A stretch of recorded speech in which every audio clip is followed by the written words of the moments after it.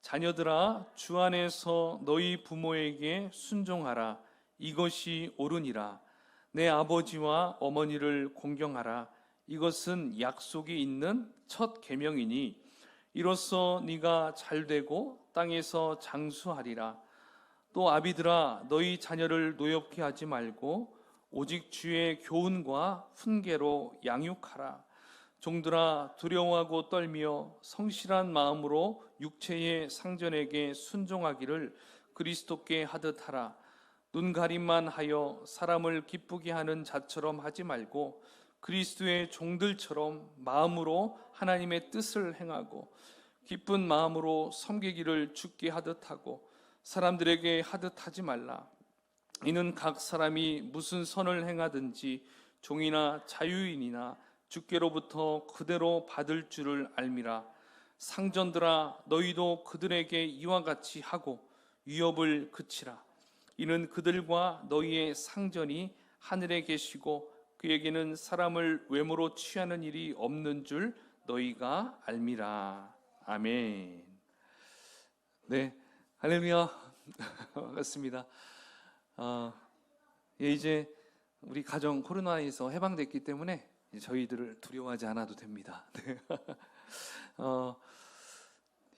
자, 오늘 함께 나눌 말씀을 함께 읽었는데요. 오늘의 제목은 그리스도께 하듯 하라, 이 제목으로 함께 나눌 것입니다. 여러분 지난주 말씀했던 대목 중에 제가 그 논에서 물을 퍼나르는 그 예화를 들면서 양수기라는 그런 예화를 드렸었는데요. 여러분 어떻게 사랑의 양수기를 많이 퍼나르셨는지 모르겠습니다. 추석 때, 네, 우리의 사랑이 필요한 곳이 참 많죠. 예, 그 일은 우리가 할 수 없고 성령께서 도와줘야 할 수 있다고 제가 말씀을 드렸었습니다. 자, 이제 에베소서는 1장에서 3절까지는 이론편, 교리적인 부분을 나눈다고 했고요. 이제 4장부터 6장까지는 실천편이다, 이렇게 말씀을 드렸습니다. 그래서 이제 지난 시간에는 이제 우리가 성령 충만할 수 있는 방법 중에 서로 피차 복종하라, 이제 그 부분에서 파생된 이제 세 가지 관계성을 함께 나눴습니다. 그래서 피차라는 것은 서로, 쌍방간에 이제 그런 의미잖아요. 그래서 이제 그 말씀이 지난 시간에는 이제 남편과 아내, 이 부부 관계에서 이제 우리가 어떻게 해야 하는가, 우리가 배웠을 때는 어떻게 했습니까? 아내는 남편을 대할 때는 마치 교회가 예수 그리스도께 복종하듯이 아내는 남편에게 복종해야 한다. 아내의 머리가 남편이기 때문에. 그리고 남편은 아내를 어떻게 대하느냐, 바로 그리스도께서 교회를 사랑하듯이 자신의 모든 것을 내어드리는 그 사랑을 했듯이 이제 남편들아 아내를 그러한 마음으로 사랑해야 한다. 이것을 우리가 함께 나눴습니다. 자, 어떻게 그렇게 살아가고 계신지 모르겠습니다. 어쨌든 피차 서로 존경하고 서로 존중해주고 서로 순종하고, 그렇게 하는 거겠죠. 경청, 그죠? 남편은 잘 들어줘야 되는 것이 이게 최고의 남편의 몫입니다. 자, 그러면 오늘은 이제 자녀와 부모와의 관계, 그리고 종과 상전과의 관계를 우리가 함께 살펴보도록 하겠습니다. 자, 오늘 본문을 살펴보면 이렇게 보면 부모와 자녀 사이에서는 이제 자녀를 먼저 언급하고 있고요. 또 상전과 종 사이에서는 또 종을 먼저 말씀하고 있습니다. 또 지난 시간 부부 관계에서도 남편을 먼저 이야기하는 게 아니라 아내를 먼저 이렇게 언급하는 것을 우리가 볼 수 있었습니다. 그러니까 에베소서 말씀에서는 계속적으로 약자를 먼저 앞세워서 이렇게 말씀하고 있는 걸 볼 수 있어요. 자, 이것은 그 당시 일반적인 생각으로 본다면 굉장히 상반되는 그런 방식이라고 말할 수가 있습니다. 그러니까 지금 성경에서 나오는 이 원리는 세상의 방식으로 써내려간 글이 아니라 바로 하나님의 나라의 원리를 반영하고 있다는 것을 우리는 볼 수가 있습니다. 즉 가정의 책임자이자 주인으로 여겨지는 남성보다는 이제 여성을, 또 부모보다는 자녀를, 또 상전들보다는 이제 종을 우선적으로 삼는 것을 볼 수 있어요. 바로 이게 하나님의 나라 원리라는 것이죠. 또 우리가 한 가지 주의해야 할 점이 또 있습니다. 오늘 말씀에 등장하는 모든 관계는 바로 1차적으로는요, 믿는 가정 안에서, 그렇죠? 그리고 믿는 종과 믿는 상전과 같이 바로 다 함께 예배 공동체 안에 있다라고 보고 우리가 말씀을 봐야 됩니다. 만일 이러한 기본적인 이해가 없이 그냥 본문을 접근하게 되면 자칫하면 오해를 불러일으킬 수가 있어요. 가령 잘못된 생각과 가치관을 가진 부모 있을 수 있어요. 믿지 않는 부모, 그 부모가 막 어떤 얘기를 할 수가 있겠습니까? 너 교회 가지 마, 너 예수 믿지 마, 막 이렇게 한다고 우리가 그러면 순종을 해야 되는 부분일까요? 그렇죠? 그러니까 여기에 나오는 부모님과 자녀와의 관계, 그리고 상전과 이 종의 관계는 같은 예수님을 믿는 믿음의 사람들에서 생각을 해야 한다는 것입니다. 그러므로 만약에 이것을 우리 가정을 생각했을 때 여러분들의 혹시 믿지 않는 부모님이 있다, 또는 직장에서 믿지 않는 상관이 있다, 뭐 상전이 있다, 사장님이 있다, 그럴 경우에는 이것을 어떻게 적용할 수 있냐면 말씀에 정말 위배되는 말을 할 수 있어요. 그렇죠? 군대에서도 마찬가지고. 근데 그런 부분에서는 어떻게 하냐면 그걸 성실하게, 그리고 온화하게, 지혜롭게 거부할 줄 알아야 돼요. 그렇죠? 분명히 거부는 해야 되는데 그거에 대해서 그냥 창이 팍 맞부딪히는 식으로 이렇게 하는 게 아니라 그걸 잘 흡수하면서 이걸 온화하게, 지혜롭게 그렇게 이끌어 가야 한다는 것을 오늘 또 본문을 통해서 우리가 알 수가 있습니다.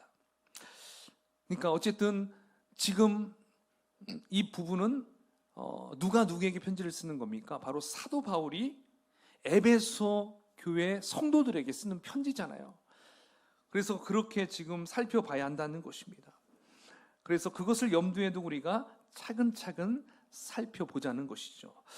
자, 그러면 오늘 본문에서 바울은 먼저 자녀에게 이렇게 말을 합니다. 자, 우리 1절 한번 읽어보겠습니다. 자녀와 부모의 관계인데요. 1절 시작.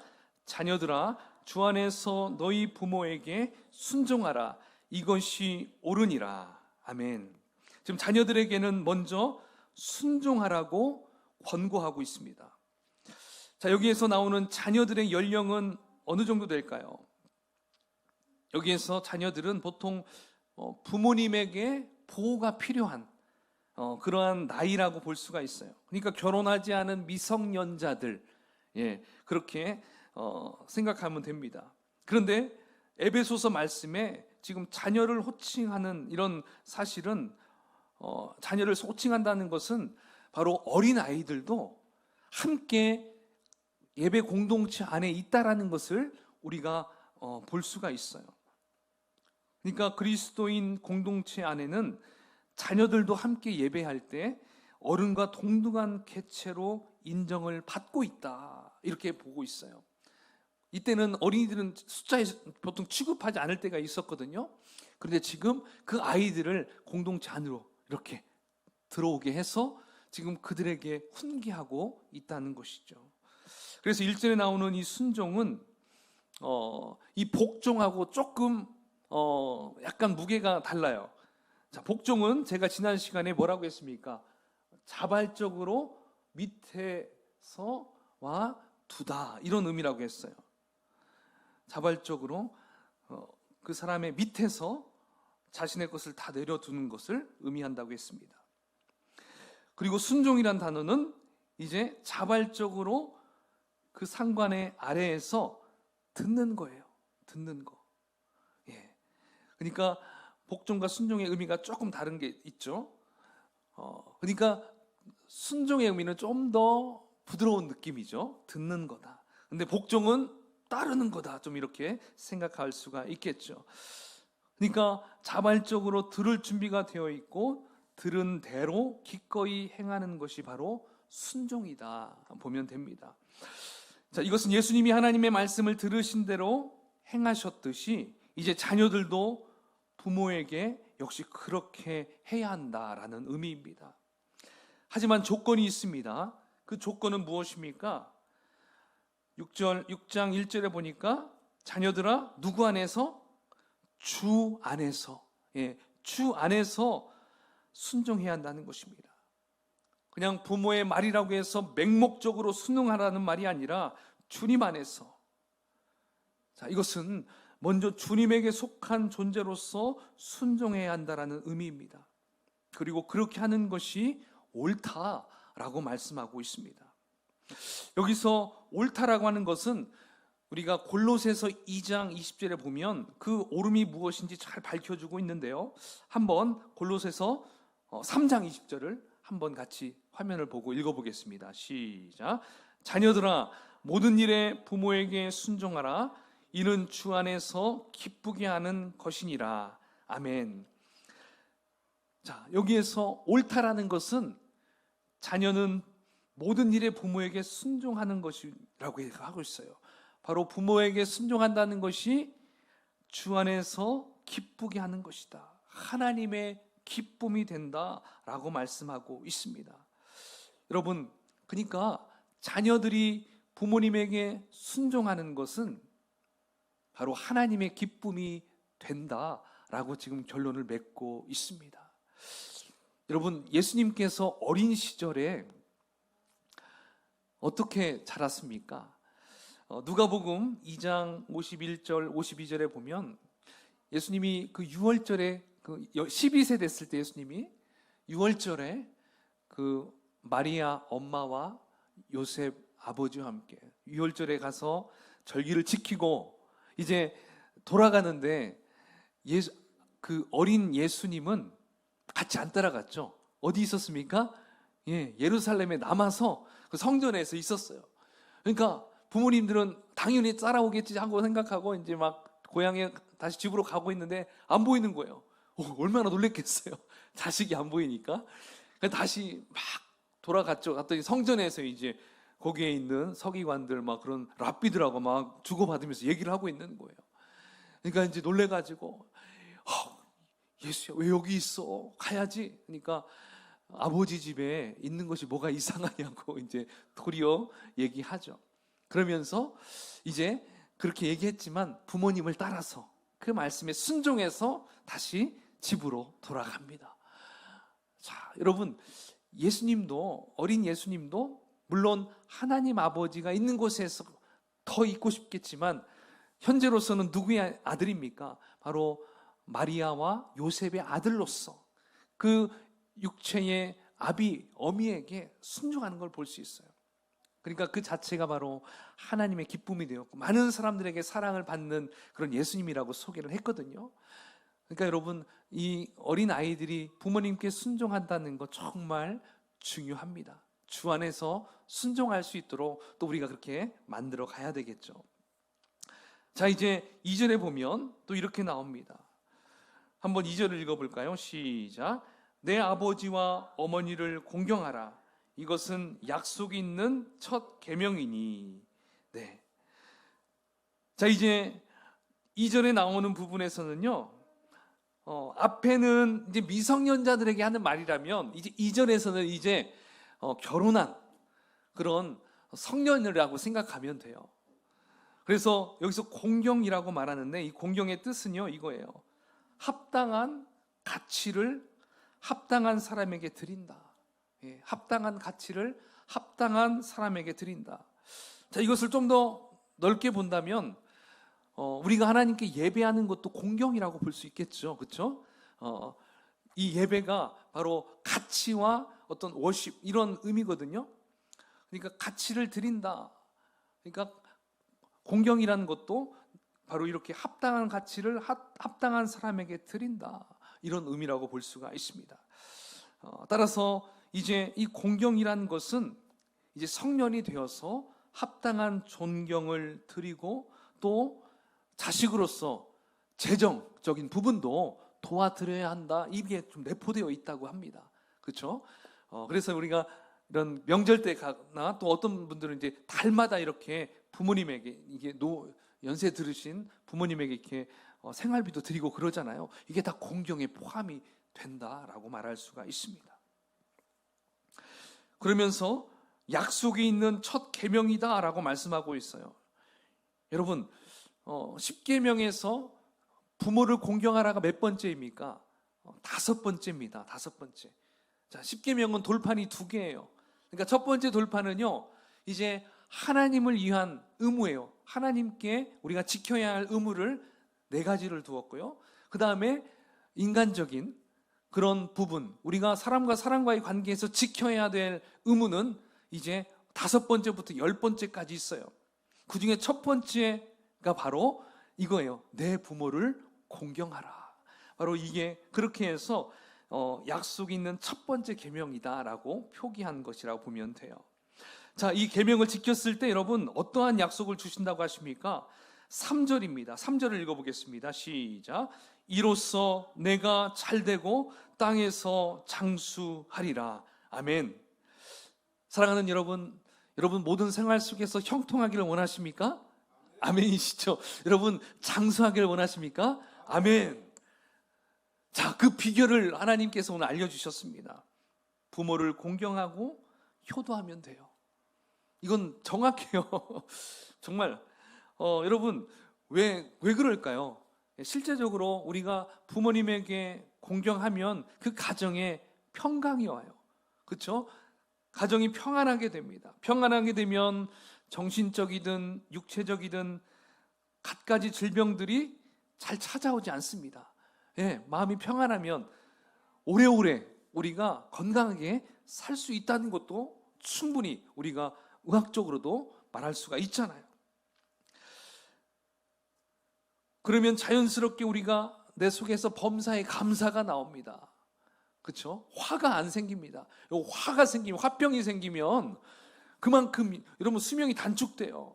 열받으면 막 사람들 막 술도 먹고 막 그러잖아요. 그러면 얼마나 건강에 치명타를 주겠습니까?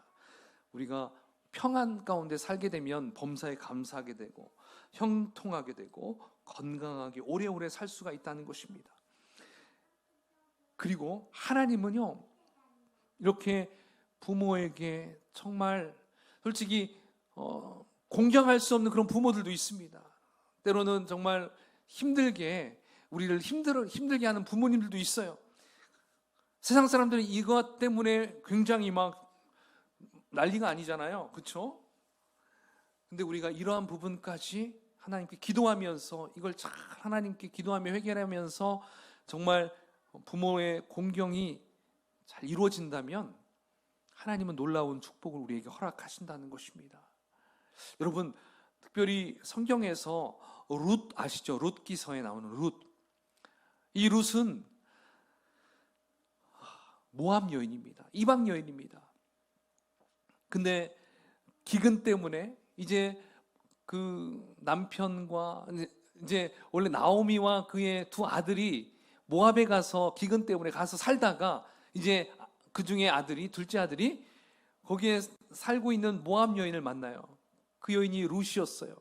그래가지고 둘이 만나서 결혼하고 살다가 근데 아들이 죽게 됩니다. 2 아들이 다 죽게 되고 며느리하고 시어머니만 이제 돌아옵니다. 여러분, 남편도 없는데 시어머니랑 살 수 있겠습니까? 시어머니도 이제 네가 살고 싶은 대로 가거라 충분히 얘기했어요. 여기에서도. 그런데 룻은 그렇게 그 엄마의 말에, 그러니까 시어머니의 말에 그거에 대해서는 아니에요. 어머님, 저는 어머니를 끝까지 따라갈 거예요. 어머니의 하나님이 저의 하나님입니다. 그리고 어머니가 가는 길은 저도 갈 것입니다. 이러한 순종을, 그러한 공경함을 그 룻이 시어머니에게 얘기합니다. 그 부분이 룻기서 1장 17, 18절인데요. 우리 한번 같이 읽어볼까요? 자, 시작. 어머니께서 가시는 곳에 나도 가고 어머니께서 머무시는 곳에서 나도 머물겠나이다. 어머니의 백성이 나의 백성이 되고 어머니의 하나님이 나의 하나님이 되시니 어머니께서 죽으시는 곳에서 나도 죽어 거기 묻힐 것이라. 만일 내가 죽는 일 외에 어머니를 떠나면 여호와께서 내게 벌을 내리시고 더 내리시기를 원하나이다 하는지라. 아멘. 여러분, 이 룻의 이 신앙 고백이에요. 얼마나 참 이런 효녀가 어디 있습니까? 그렇죠? 자, 그렇게 시어머니에게 공경하고 그를 따랐을 때 그에게 하나님이 어떠한 축복을 내리셨습니까? 보아스를 만나게 했어요. 그 당시 최고의 갑부예요. 어마어마한 갑부를 만나게 하시고, 그리고 그 보아스를 통해서 이제 기업을 물으게 됐어요. 이제 그 보아스의 통해서 누가 나옵니까? 바로 증손자 다윗이 나오잖아요. 그렇죠? 그러니까 다윗의 증조 할머니가 룻이었어요. 그리고 다윗의 혈통을 통해서 누가 나옵니까? 메시아가 나오시잖아요. 바로 이처럼 한 번의 그래 한 번이 아니겠죠. 끝까지 자기 시어머니를 잘 따르고 잘 봉양하고 모심으로 말미암아 이러한 축복을 받게 된 것을 볼 수가 있습니다. 예수 그리스도의 족보에 오르는 여인이 되었습니다. 따라서 여러분, 부모님을 공경하는 거, 양가 부모님을 공경하는 거, 이건 하나님이 다 기억하고 있다는 것입니다. 믿으십니까? 네, 그렇게 꼭 여러분이 좀 잘 지켜나갔으면 좋겠습니다. 자, 이제 4절입니다. 자, 4절 한번 읽어볼까요? 시작. 또 아비들아 훈계로 양육하라. 아멘. 자, 이번에는 아비들에게 이제 당부하고 있습니다. 근데 여기 아비들은요, 아버지한테만 얘기하는 게 아닙니다. 예, 아유, 뭐, 어미한테 얘기 안 했으니까 어미는 노하게 해도 되겠지. 이렇게 생각하면 안 되고요. 저기 아비들은요, 어머니와 아버지를 다 포함해서, 부모님을 포함해서 이야기하고 있다라고 보면 됩니다. 자, 여기에서 보면 자녀를 노엽게 하지 말라. 여러분, 왜 노엽게 할까요? 이것은요, 부모님들이 자녀를 어떻게 생각하냐면 자신의 소유물처럼 생각하기 때문에 내 자녀를 마음대로 한다는 것입니다. 그리고 어떤 경우에는 지나치게 그냥 방관시켜버려요. 네 마음대로 해라. 네 하고 싶은 대로 해라. 예, 이것도 문제죠. 이런 식으로 자식을 키우게 되면 분명히 문제가 발생하게 된다는 것이죠.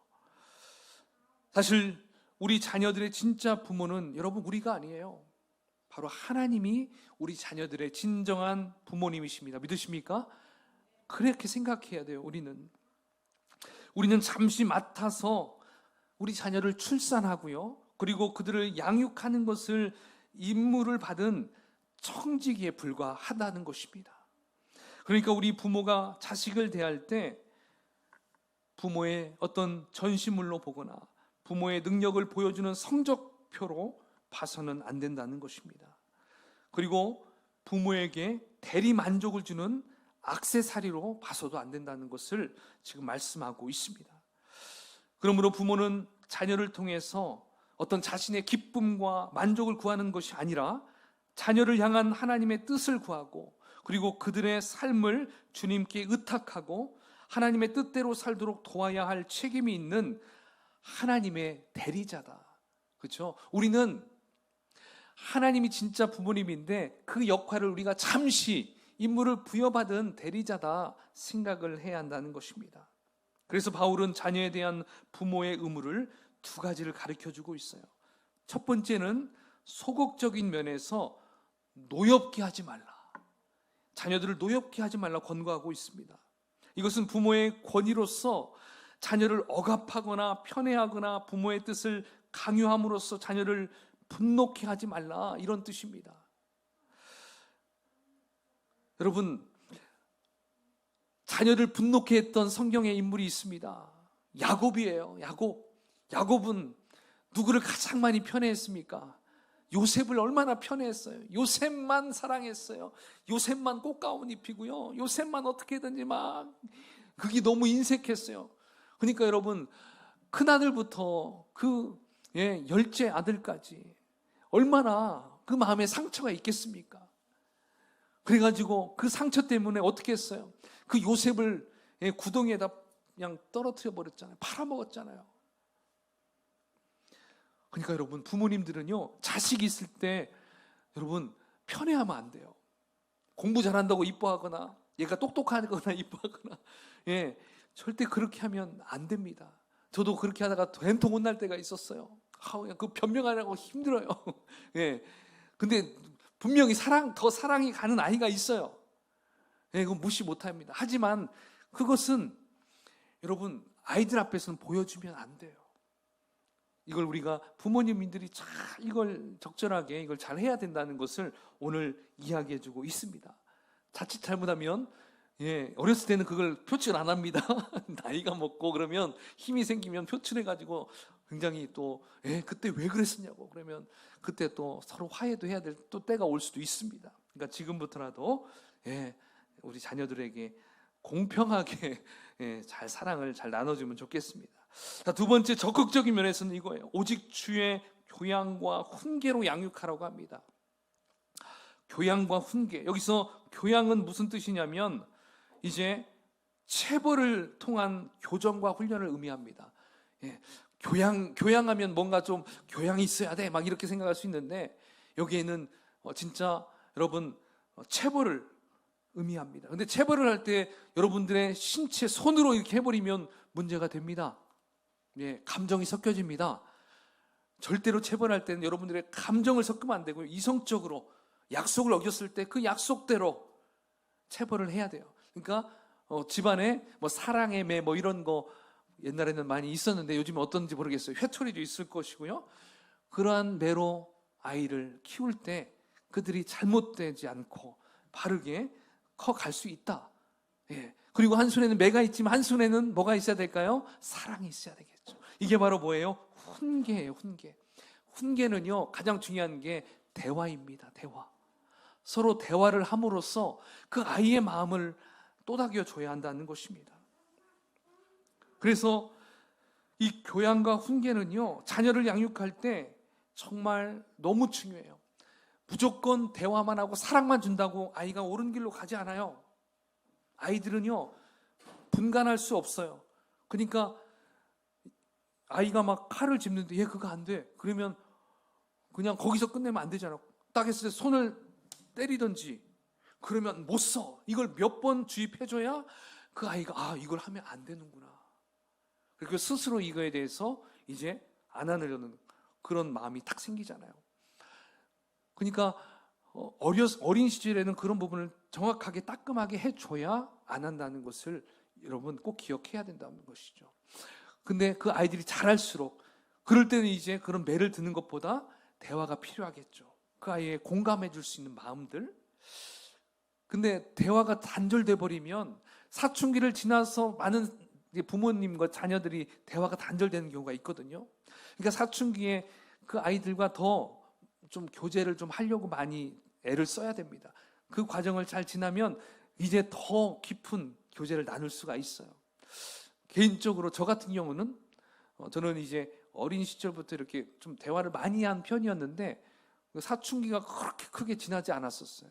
그러면서 10대, 20대, 그래서 20대에는 대학 갔을 때도 거의 새벽 1시까지 막 같이 얘기를 했었던 기억이 있어요. 그러니까 참 좋았어요. 그러니까 저는 친구 만나고 하는 것도 좋았겠지만 아버지하고 위에 또 형님도 있었는데 셋이서 굉장히 대화를 많이 나눴어요. 그러다 보니까 지금도 일주일에 한 번씩은 1시간씩 꼭 통화를 해요.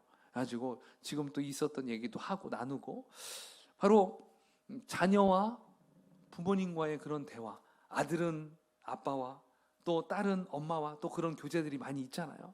그런 시간들을 잘 가질 때에 그 아이들이 분노하지 않고 끝까지 그 부모님을 또 잘 공경하고 그 말씀에 순종하는 것을 볼 수가 있습니다. 그러니까 쌍방간에 피차 같이 해야 한다는 것을 오늘 말씀을 해주고 있는 것이죠. 그래서 여러분, 우리에게는 사랑의 언어 들어보셨죠? 사랑의 언어가 참 중요한 것 같아요. 아내에게, 배우자에게도 사랑의 언어가 중요하지만 자녀들 간의 관계에서도 사랑의 언어가 중요해요. 사랑의 언어의 첫 번째는 인정하는 말이고요, 두 번째는 함께하는 시간, 세 번째는 선물, 네 번째는 헌신, 다섯 번째는 스킨십. 이게 바로 사랑의 언어 5가지예요. 이건 제가 따로 여기다 안 적었는데요. 인정하는 말, 함께하는 시간, 선물, 헌신, 스킨십. 이 5가지, 이 5가지 중에 어떤 아이들은 대화하는 걸 좋아하고 또 스킨십을 좋아하고 선물을 좋아하고, 이게 다 있어요. 그러니까 여러분들이 그 아이들이 이걸 할 때 좋아하는구나, 그걸 잘 표현해주면 얼마나 좋아하는지 몰라요. 그렇죠? 자, 이렇게 우리는 부모를 바라봄으로 이제 영적인 아버지 되시는 하나님을 느낄 수 있고요, 또 자녀를 바라봄으로 아버지 사랑이 어떠하셨을까를 느낄 수가 있는 거예요. 그러니까 이것을 우리가 같이 함께 나누면 참 좋을 것 같아요. 자, 이제 여러분, 두 번째, 이제 종과 상전과의 관계를 함께 좀 빠른 시간에 살펴보도록 하겠습니다. 종과 상전입니다. 자, 5절을 같이 읽어보겠습니다. 시작. 종들아, 두려워하고 떨며 순종하기를 그리스도께 하듯 하라. 아멘. 자, 이제 마지막 종과 상전과의 관계를 설명해 주고 있죠. 당시 상전과 종의 관계도 바로 가정 안에서의 있는 구조였어요. 그러니까 우리나라도 예전에 그 좀 부유한 가정 안에는 이렇게 종들도 이렇게 부렸잖아요. 그렇죠? 저희 가정에서도 제가 기억이 나요. 우리가 그렇게 부자는 아니었는데 이렇게 어떤 아저씨가 같이 항상 살았어요. 우리 농촌이었는데 보니까 이제 그분이 같이 이제 일할 때 같이 일하고 이렇게 했었는데, 제가 이제 아저씨하고 이제 막 따라다녔었던 기억이 있어요. 바로 이처럼 그런 종들도 그 가정 안에서 함께 있을 때 이제 종들이 그 상전을 대할 때 어떻게 대해야 되는지 이제 그 부분을 얘기해 주고 있습니다. 근데 우리가 주님 안에서는 종이든 상전이든 같이 하나라고 볼 수 있습니다. 그렇죠? 왜냐하면 같은 이 예배 공동체 안에서는요, 종이든 상전이든 다 자유인으로서 같은 형제자매로 섬기는 위치이기 때문에 그랬어요. 집에서는 이렇게 상전으로 모시겠지만 교회 안에서는 함께 같이 형제와 자매로 이렇게 보냈었다는 것을 볼 수가 있죠. 그래서 종과 상전과의 관계도 5장 21절 말씀처럼 서로 피차 복종해야 한다는 것을 말해주고 있습니다. 자, 그런데 사도 바울은 이들의 관계에서는 종은 두렵고 떨림으로 성실하게 상전에게 순종하라고 권면하고 있어요. 자, 이 말은요, 상전을 어떤 육체적으로 좀 두려워하라는 게 아니에요. 좀 유화감을 느끼고 저 사람이 나한테 뭔가 내가 잘못하면 나를 어떻게 해코지하거나 막 무력으로 이렇게 다스리는 게 아닐까? 어떤 그런 것들 때문에 막 복종해야 하는 것이 아닌가?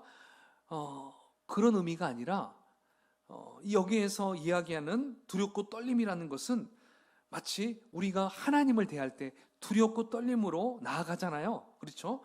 그런 것처럼 존중과 그리고 두려움, 경외심으로 너의 상전을 대해라, 이런 의미를 말하고 있습니다.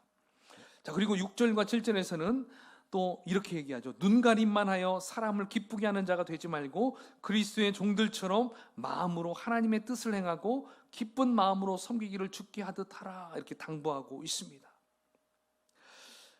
그러니까 겉으로만 보일 때만 잘하고 안 보일 때는 쓱 다른 거 하고 눈 가리고 아웅하는 식으로 그렇게 하지 말아라.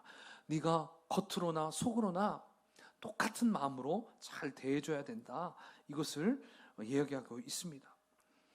자, 그리고 8절에서는 그러한 마음으로 이렇게 상전을 섬기게 되면 바로 뭐라고 합니까? 우리 8절을 읽어볼까요? 시작. 이는 각 사람이 무슨 선을 행하든지 종이나 자유인이나 주께로부터 그대로 받을 줄을 알미라. 아멘. 자, 그러니까 상전을 정말 두렵고 떨림으로, 그리고 눈 가리고 아웅식으로 그렇게 하는 것이 아니라 정말 기쁨으로 그들을 대할 때 바로 예수님께서 그걸 다 받은 것처럼 생각하거라, 이렇게 말씀하고 있습니다. 그러므로 세상에서는 인정받지 못한다 할지라도 우리가 모든 일을 주님께 하듯 성실함으로 하라는 것입니다. 그렇게 하면 하나님이 다 너를 다 셈하고 있다는 거예요. 네가 그렇게 참 순종하고 있고 너무나 잘하고 있다, 하나님이 다 보고 있다는 것을 이야기하고 있습니다. 여러분, 이렇게 살았던 성경 속의 인물이 누구 있을까요? 제가 찾아보니까요, 요셉이 그랬어요. 그렇죠? 그 바로 요셉은 노예로서, 또 감옥에서, 그리고 또 그 왕궁에서도 정말 철저하게 자신의 상관을 섬겼어요. 그렇게 섬기다 보니까 하나님이 국무총리 자리까지 올라갔잖아요. 또 누구도 국무총리까지 갔습니까? 다니엘도 그랬습니다. 또 느헤미야 같은 경우도 정말 관원장이 됐어요. 장관이 됐습니다. 이러한 사람들을 보면 그리스도께 행하듯이 자신의 상관을 정말 주님 안에서 잘 섬겼던 것을 우리는 볼 수가 있습니다. 근데 여러분, 본인 혼자서만 축복받은 게 아니었어요. 본인뿐만 아니라 유다 백성까지, 그렇죠? 그들을 통해서 다시 포로 귀환을 하고요, 거기에서 성전을 회복하고 성벽을 재건하는 그러한 일들을 맛보았습니다. 그러니까 정말 그 작은 순종 하나가 나라를 살렸어요. 나라를 회복시켰다는 걸 볼 수가 있습니다. 자, 이제 마지막 상전들에게 당부하는 말씀입니다. 9절 함께 읽어볼까요? 상전들에게는 어떤 말씀을 했는지 시작. 상전들아, 너희도 그들에게 이와 같이 하고 위협을 그치라. 이는 그들과 너희의 상전이 하늘에 계시고 그들에게는 사람을 외모로 취하는 일이 없는 줄 너희가 알미라. 아멘. 자, 이제 바울은 마지막 대상인 상전들에게 말하고 있습니다. 너희도 그들에게 이와 같이 하라는 말씀은 이거예요. 피차 복종하라. 이 말씀을 반영하고 있어요. 이것은 종들이 상전 너희들을 그리스도를 대하듯이 섬긴 것처럼 상전 너희들도 역시 종들을 그리스도를 대하듯 섬겨줘라. 지금 이렇게 이야기하고 있죠. 굉장한 파격적인 선포라고 볼 수 있어요. 그렇죠? 오늘날 적용하자면 어떤 사장님이, 회장님이 노동자를 잘 섬기는 것과 같아요. 그리고 노동자는 또 사장님을, 자신의 상관을 잘 섬기는 것과 같겠죠. 물론 밑에 노동자가 섬기는 건 당연하다고 생각할 수 있죠. 그런데 그 상관이 아랫사람을 섬겨준다? 이건 대단한 생각, 용기이겠죠. 그렇죠? 그래서 바울은 이렇게 얘기하면서 또 한마디 하죠. 위협을 그치라. 그들에게 어떤 위협적인 것들, 그들이 어떤 두려워할 수 있는 어떤 그런 것들을 하지 말아라. 너희들이 잘 섬겨야 한다. 이것을 이야기하고 있다는 것입니다. 이렇게 이야기한 건 무엇입니까? 인간들의 상전도 역시 그 상전 위에, 진짜 상전이 위에 있기 때문에 그래요. 그 상전이 누구입니까? 하나님 아버지시죠. 그러니까 하나님이 보실 때는 모두 다 뭐예요? 미물이죠. 피조물이죠. 그러니까 너희들은, 이 상전들아, 너희 아래 그런 종들이 너희를 섬긴다고 우쭐대지 마라. 너희들 위에 하나님이 있다. 그러니까 너희들도 하나님을 섬기듯이 그 종들을 잘 섬겨줘야 한다. 여러분, 이 섬김의 본을 누가 보여줬습니까? 우리 예수님이 보여줬잖아요. 예수님도 그냥 한마디 하면 다 싹쓸이할 수 있는 그런 권위가 있고 권세가 있는 분이었어요. 하지만 하나님의 말씀에 순종하여서 그들에게 섬겨줬고 죽기까지 자신의 생명을 다 내어줬다는 것입니다. 따라서 오늘 이 세계의 관계를 통해서 우리는 예수 그리스도의 그 사랑을 우리는 기억해야 될 줄 믿습니다. 어느 한쪽 방향으로만 섬겨주고 어느 한쪽 방향으로만 공경하고 복종해야 될 것이 아니에요.